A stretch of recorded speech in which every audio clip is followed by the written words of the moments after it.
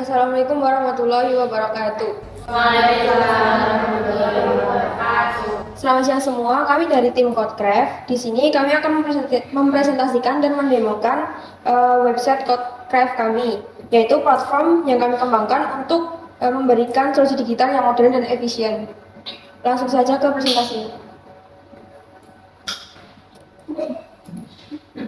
Jadi yang pertama itu ada dari nama perusahaannya kita, yaitu Codecraft. Atau Codecraft itu mencerminkan perpaduan seni dan teknologi dalam pengembangan perangkat lunak serta layanan IT. Kode itu melambangkan keahlian dalam menulis kode yang efisien, aman, dan inovatif. Sementara craft yaitu menggambarkan ketelitian dan dedikasi dalam menciptakan solusi berkualitas tinggi. Dengan filosofi ini, Codecraft itu menghadirkan layanan IT yang custom, inovatif, dan profesional, bukan sekadar solusi generik, tetapi hasil karya yang dirancang sesuai kebutuhan klien. Lalu di sini ada jenis produknya, yaitu Codecraft merupakan salah satu jenis produk website e-commerce penyedia jasa IT yang berfungsi sebagai platform digital untuk mencari, memilih, dan membeli layanan IT secara online. Melalui Codecraft ini, pelanggan dapat mengakses berbagai jasa seperti pengembangan perangkat lunak, pembuatan website, serta konsultasi teknologi dengan mudah dan praktis. Di sini ada tujuan pembuatan produknya, yaitu dirancang untuk memudahkan masyarakat, terutama pengusaha, pelajar, dan mahasiswa dalam mengembangkan proyek IT. Mereka secara praktis dan efisien. Melalui platform ini, pengguna dapat mengakses berbagai layanan profesional seperti UI UX, pengembangan front-end dan back-end web, pembuatan website, desain grafis, content writing, serta video editing. Dengan sistem e-commerce yang terorganisir, pelanggan dapat dengan mudah memilih layanan yang dibutuhkan, berkomunikasi langsung dengan penyedia jasa, dan memantau pengembangan proyeknya secara transparan. Lalu di sini ada dua pengguna, yaitu ada user atau customer serta admin. Di sini user atau customer itu terdiri dari pengusaha, pelajar, dan mahasiswa yang mencari jasa IT untuk membantu mereka. Lalu admin itu bertugas untuk mengelola platform, memastikan layanan berjalan lancar, dan memverifikasi penyedia jasa, serta menjaga kualitas dan keamanan transaksi dalam sistem. Di sini ada fitur utama kita, yaitu ada marketplace, lalu pemesanan dan pembayaran, menambah jasa IT di admin, dan aktivitas log juga di admin. Selanjutnya ada proses pembuatan. Yang pertama, identifikasi masalah. Dalam dunia digital saat ini, banyak individu dan bisnis yang membutuhkan layanan IT untuk mengembangkan proyek mereka, namun sering menghadapi berbagai kendala. Salah satunya masalah utama dalam kesulitan dalam menemukan penyedia jasa IT yang terpercaya, baik, dan dari segala segi keterampilan, harga, maupun kredibilitas. Selain itu, proses pemesanan dan transaksi yang tidak terstruktur seringkali membuat pelanggan mengalami kesulitan dalam berkomunikasi, melakukan pembayaran, dan mengelola proyek dengan desain. Di sisi lain, aspek keamanan dalam transaksi masih menjadi tantangan karena resiko penipuan atau jasa yang tidak sesuai dengan perjanjian dapat terjadi akibat ketiadaan sistem verifikasi yang baik.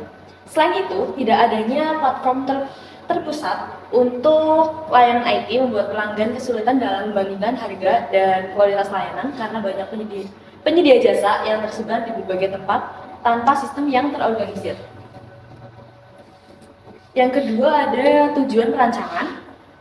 Marketplace layanan IT, tujuan perancangan Codecraft adalah menciptakan marketplace layanan IT yang terstruktur, mudah diakses, dan efisien. Platform ini memastikan kualitas layanan melalui sistem verifikasi penyedia jasa serta menjamin keamanan dan transparansi transaksi dengan berbagai metode pembayaran yang nyaman bagi pelanggan. Selanjutnya ada tools yang digunakan, yaitu yang pertama yang pasti dan sangat digunakan adalah laptop, yang kedua ada Figma, terus selanjutnya ada Visual Code, yang keempat adalah Ragon, yang kelima ada Canva, dan yang terakhir keenam adalah Instagram, yang ketujuh ada Blog Creator, dan yang terakhir ada Draw.io. Untuk penyusunan teknis sendiri, yaitu ketuanya adalah SG Azhar Alfat, lalu untuk yang desain UI UX-nya ada saya, Alica Salsabila, UI UX 2 itu Ailsa Naswa Azalia, dan front end-nya yaitu Alexa Natasha Dila. Selanjutnya saya akan membahas tentang proses pembuatan website tersebut. Nah, yang pertama, itu kita merencanakan dan diskusi anggota menurut konsep, strategi, serta pembagian tugas secara terstruktur dalam tim guna memastikan setiap anggota memahami perannya masing-masing sehingga proyek dapat berjalan lebih terarah, efektif, dan lancar. Lalu yang kedua, desain UI UX menggunakan Figma untuk merancang antarmuka yang user-friendly dan responsif sehingga tampilan aplikasi dapat memberikan pengalaman pengguna yang nyaman, menarik, serta mudah digunakan di berbagai perangkat. Selain itu, Figma juga memudahkan kolaborasi tim dalam proses desain secara real time. Lalu, pengembangan website. Membuat front-end menggunakan VS Code untuk membangun tampilan aplikasi atau website, serta mengembangkan back-end dengan Laravel sebagai local server guna mengelola database dan API, sehingga memastikan sistem berjalan dengan baik dan terintegrasi. Lalu, pembuatan konten dan promosi menggunakan Canva untuk membuat desain materi pemasaran serta memanfaatkan Instagram sebagai media promosinya untuk membangun brand awareness dan menjangkau lebih banyak pengguna. Pengujian dan evaluasi, yaitu melakukan uji coba sistem secara menyeluruh untuk memastikan setiap fitur berjalan sesuai kebutuhan pengguna. Selain itu, memperbaiki bug yang ditemukan selama proses testing selama melakukan evaluasi dan penyempurna agar aplikasi dapat digunakan secara optimal. Dan yang terakhir adalah peluncuran dan monitoring. Setelah platform siap, maka dilakukan peluncuran dan pemantauan berkala untuk menjaga kualitas layanan serta meningkatkan fitur berdasarkan masukan dari pengguna. Selanjutnya itu hasil produk dan manfaat. CodeCraft berhasil dikembangkan sebagai marketplace layanan IT yang memudahkan pengguna dalam mencari, memilih, dan memesan jasa IT secara online. Dengan fitur yang lengkap dan sistem yang terstruktur, platform ini memberikan solusi praktis bagi pengguna yang membutuhkan layanan IT profesional. Di sini ada keunggulan produk. Yang pertama ada harga terjangkau. Layanan IT dengan harga kompetitif, cocok untuk pelajar hingga pengusaha kecil. Selanjutnya ada kredibilitas terjamin. Penyedia jasa telah diverifikasi untuk menjamin kualitas dan keamanan layanan. Selanjutnya ada kemudahan akses. Platform web responsif dan user-friendly, bisa diakses kapan saja, di mana saja. Yang terakhir, fleksibilitas layanan. Menyediakan berbagai layanan, software development, desain, penulisan konten, hingga video editing. Selanjutnya ada potensi pengembangan produk. Yang pertama, pengembangan aplikasi mobile. Akses layanan CodeCraft jadi lebih mudah dan praktis lewat aplikasi mobile. Yang kedua, penambahan fitur konsultasi gratis, yaitu pengguna bisa berkonsultasi sebelum memilih layanan, membantu temukan solusi yang tepat. Yang terakhir, penguatan komunitas penyedia jasa, membangun komunitas untuk mendorong kolaborasi dan profesionalisme penyedia jasa IT. Selanjutnya ada manfaat. Yang pertama bagi guru, mempermudah pengadaan layanan IT di mana guru bisa memilih layanan IT seperti pembuatan website sekolah atau sistem manajemen kelas digital. Yang kedua, dukungan teknologi dalam mengajar bisa menggunakan layanan IT untuk membuat materi pembelajaran lebih modern, misalnya melalui desain grafis atau media interaktif. Selanjutnya, mudah mengakses jasa IT profesional. Jika ada kendala teknis di kelas, bisa langsung mendapatkan layanan dari CodeCraft. Yang kedua, ada manfaat bagi peserta didik dan orang tua. Layanan IT untuk kebutuhan akademik di mana orang tua bisa memesan layanan seperti pengembangan aplikasi untuk pendidikan atau sistem pemantauan belajar anak. Selanjutnya, dukungan teknologi untuk proyek siswa di mana siswa yang membutuhkan bantuan dalam proyek berbasis IT bisa memesan layanan seperti pembuatan website atau desain UI UX. Selanjutnya, solusi IT yang mudah diakses di mana orang tua bisa menemukan jasa terkait IT yang dapat membantu mendukung perkembangan anak di dunia digital.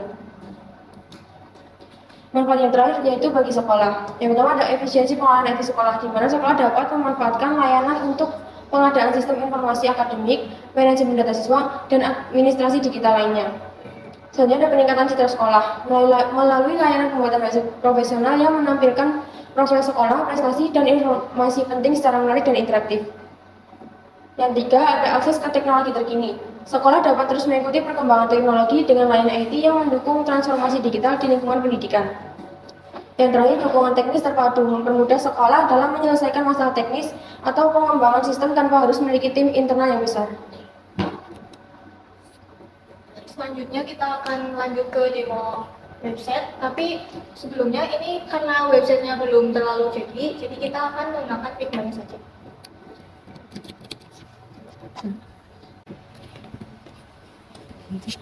Nah, di sini bagian beranda. Nah, beranda sendiri itu isinya tentang kayak judul tentang halaman, lalu di sini kita bisa nyari buat si produknya. Terus di bawah kita itu ada kayak pengenalan tentang perusahaan, lalu di bawahnya lagi itu kita ada kayak kategori-kategori tentang jasa yang kita tawarkan kepada para pengguna. Lalu di bawah ini untuk login kalau nggak daftar. Terus di bawah lagi juga ada komen. Selanjutnya di masuk. Nah, di sini kita bisa login akun dan juga bisa create an akun. Kita coba yang login saja langsung.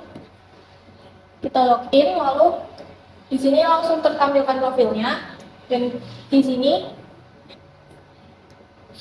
lanjut ke slide yang bagian tentang kami.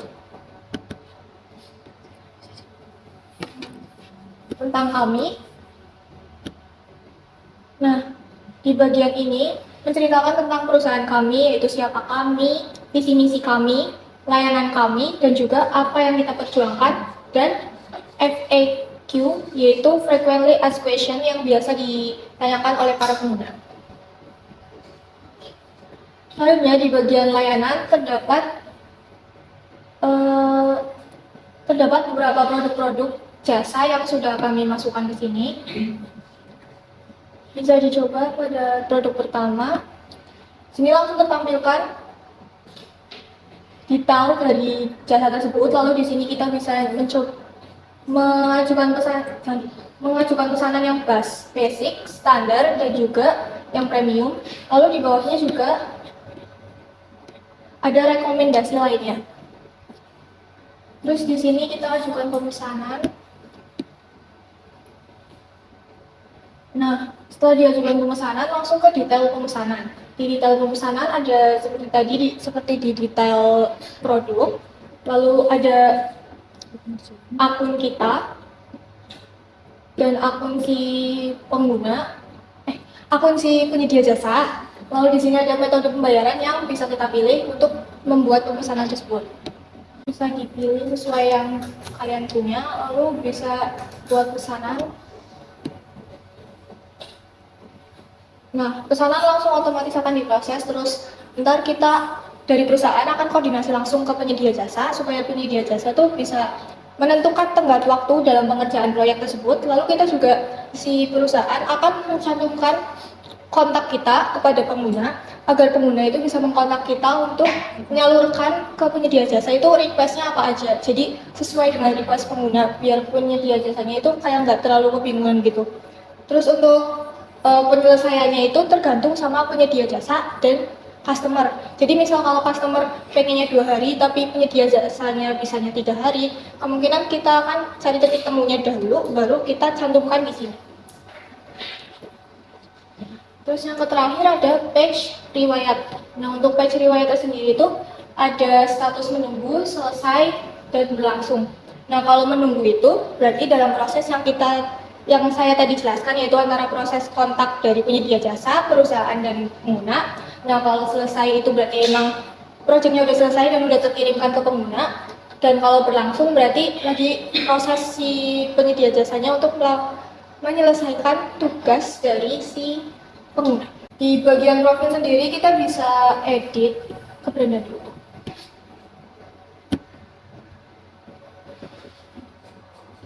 Nah, editnya bisa edit nama lengkap, jenis kelamin, username, dan negara. Kalau email address sendiri itu nggak bisa diedit karena udah kayak bukan default, kayak dari awal login tuh kayak email tuh nggak bisa diganti gitu. Jadi emailnya tetap, tapi bisa data lain itu bisa di ini. Jadi ini tuh buat mencegah adanya email yang kedouble atau gimana gitu. Jadi satu email tuh satu akun. Mungkin sekian presentasi demo website kami. Sebelumnya apakah ada pertanyaan dari para audiens? Perkenalkan, nama saya Rika Sandra. Saya ingin bertanya, terima kasih atau apa alasan kalian Kenapa kalian lebih memilih membuat website? Nah, untuk alasan tersendiri, menurut kami itu kita kan SMK ya, pasti rata-rata juga banyaknya pengennya kerja, walaupun nggak semuanya. Nah, kita itu ngasihin ini biar si para lulusan itu bisa langsung bekerja dengan kita dan meningkatkan peluang pekerjaan buat para yang fresh graduate yang membutuhkan. Terus kita juga memudahkan beberapa pengguna atau customer yang bisa berupa pengusaha atau freelancer atau startup kecil untuk membuat sebuah website dan lain-lain. Terus kita juga memudahkan para siswa, entah itu mahasiswa, siswa SMK, siswa SMA untuk menyelesaikan tugasnya. Contohnya kan tadi nggak cuma buat website, tapi bisa UI UX design, content writer, dan yang lainnya. Perkenalkan, saya Cipuani. Ini saya mau tanya kendala yang kalian hadapi pada saat membuat program ini, terus solusi yang kalian lakukan itu apa? Sebelumnya izin jawab. Jadi kendala yang kita hadapi itu sebenarnya wajar bagi para programmer, kayak masalah error atau masalah komunikasi dengan desain. Tapi untungnya kita bisa mengatasi kesalahpahaman atau perbedaan pendapat antara desain UI UX dengan front end. Terus kita juga kayak banyak berdiskusi agar desain yang kita kerjakan itu bisa terrealisasikan dengan baik, yaitu antara desain awal dengan hasil dari user front end gitu mungkin. Izin bertanya, kan kalau misal buat ini kan ada beberapa tahap-tahap yang perlu ditemukan. Bisa diceritakan secara singkat ya untuk tahapannya itu seperti apa?